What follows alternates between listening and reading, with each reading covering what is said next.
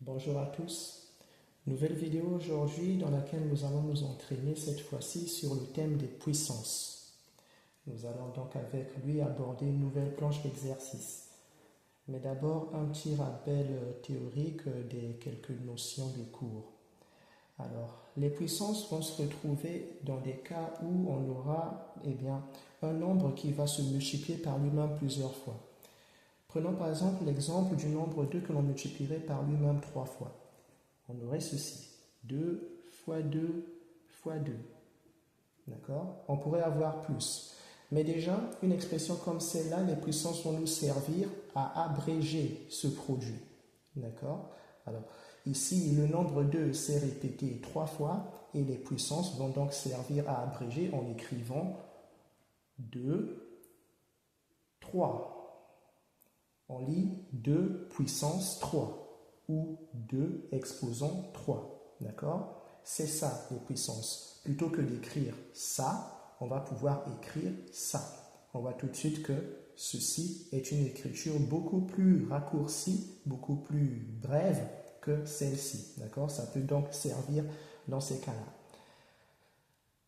Là, on a ce qu'on appelle donc la puissance ou l'exposant. Et le nombre qui porte la puissance, ça s'appelle la base. D'accord? Voilà, donc ceci est la base et ceci est la puissance. Et avec les puissances, on peut effectuer des calculs. Pour cela, il va falloir maîtriser quelques propriétés. Et nous allons les rappeler tout de suite avant de passer concrètement aux applications. La première propriété que nous allons rappeler ici va être de dire que lorsqu'on a un nombre, une base A qui va porter une puissance M et que cette même base va être multipliée par une autre, une base A aussi, et qui va, elle, porter une puissance différente qu'on appellera M. D'accord? Faisons comme si A est un nombre. D'accord? Donc A est un nombre et A ici est le même nombre que là. C'est la base. Et M sont deux nombres différents. Lorsque ça se produira, pour le calculer, cela donnera la même base A et pour les puissances, on n'aura qu'à faire M plus N. Et on aura là trouvé un résultat abrégé. D'accord? Voilà la première propriété à rappeler sur les puissances. Une autre propriété va être de dire que si on a une base A qui porte une puissance 1, cela va être égal tout simplement à A aussi. D'accord? Voilà, ceci pour dire, si je prends un exemple concret, que si on prend 2 puissance 1, c'est égal à lui-même 2. Il n'y a rien d'autre à dire. Si on a 10 puissance 1, c'est également égal à 10. Pardon pour le jeu de mots. C'est comme ça qu'il faudra le comprendre. D'accord? Et vice-versa. On peut prendre un nombre écrit sous sa forme normale ici, qu'on pourrait présenter sous une forme de puissance. On nous dirait par exemple d'écrire 10 sous forme de puissance. Eh bien, en vertu de cette propriété-ci, on comprendrait que 10 serait égal sous forme de puissance à 10 puissance 1. Je l'écris là. J'écris 10 pour être égal à 10 puissance 1. Voilà à quoi pourrait servir cette propriété-ci. Une autre propriété serait de dire que quand on a un nombre A puissance 0, c'est égal à 1. Tout court. D'accord? Donc n'importe quel nombre qui prendrait une puissance 0, pour exemple, je dirais que si on a 10 puissance 0, on en conclura que ce sera égal à 1. Voilà pour cette propriété-ci. On aura également une autre propriété où on a un exposant A dans un quotient qui va porter une puissance M et au dénominateur, en dessous de cette fraction, on aurait la même base A qui porterait une puissance N. Un peu comme dans le cas premier ici, mais cette fois-ci dans une fraction, une division. Ceci va être égal à ce même nombre base A avec la puissance du numérateur moins la puissance du dénominateur. D'accord? Ce qui ramène à dire, pour exemple, je vais prendre un exemple concret, que si on a un nombre base 2 puissance 5 dans une fraction avec un autre nombre base 2 puissance 3, en vertu de cette propriété, eh bien, cela sera égal à ce même nombre base 2 puissance 5 moins 3, ce qui serait donc égal à 2 puissance 2 finalement. Voilà à quoi servirait cette propriété-ci. La propriété suivante dont nous pourrons parler va être la propriété a puissance moins 1. Ceci va pouvoir être égal à 1 sur a. Voilà. Donc, un nombre qui porterait une puissance moins 1 serait égal à 1 sur ce même nombre. De la même manière, si on transforme les choses et qu'on a un nombre a puissance moins m, eh bien, il serait égal à 1 sur a puissance n. On transformera toujours de cette manière les choses. Une puissance négative va être transformée en une écriture fractionnaire comme ça, avec la base au dénominateur, et elle portera son exposant du signe contraire.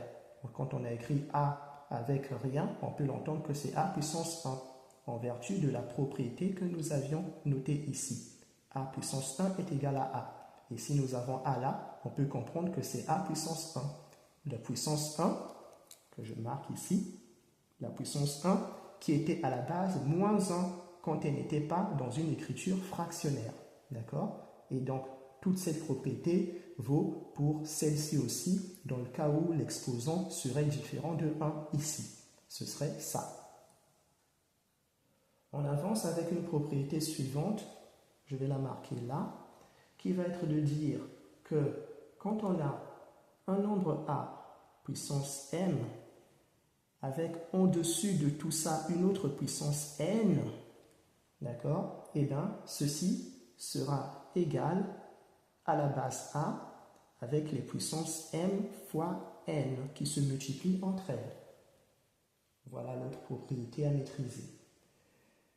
Une suivante, va être que quand on a une fraction avec cette fois-ci deux nombres différents au numérateur et au dénominateur portant une seule puissance, eh bien, cette puissance-là va pouvoir se distribuer sur ce numérateur et sur ce dénominateur pour donner une écriture comme celle-ci. Au numérateur, donc là en face, on aura a qui portera elle sa puissance m, d'accord, et le numérateur b, le dénominateur, pardon, b, qui portera lui aussi sa puissance m à lui.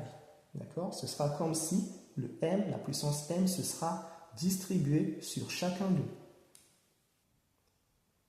Dernière propriété avant d'entamer les exercices, ça va être la propriété suivante. On a un nombre a fois un nombre b, le tout puissance m. Eh bien, là aussi, la puissance pourra se distribuer sur chacun de ces nombres. Ça c'est pour donner l'écriture a puissance m fois b puissance m. On a deux bases portant chacune sa puissance. Viendra enfin ce qu'on appelle l'écriture scientifique. L'écriture scientifique, c'est un type de notation qui est utilisé notamment dans le domaine de l'astronomie pour exprimer de très grandes distances. On va utiliser pour cela ce qu'on appelle les puissances de 10. Pour cela, on aura une écriture du genre une base A qui va multiplier une base 10 avec une puissance quelque chose, avec une puissance n. D'accord? Et le tout ici, pour avoir là la forme d'une écriture scientifique, il faudra à tout prix que A soit un nombre décimal qui ne portera qu'un seul nombre à gauche de la virgule. D'accord? Voilà. Donc, ça ne pourra être qu'un nombre semblable à, je ne sais pas, 2, quelque chose ou 3, quelque chose. D'accord? Toujours un seul nombre à gauche de la virgule. Jamais deux. Et ce nombre ne doit également jamais être nul aussi.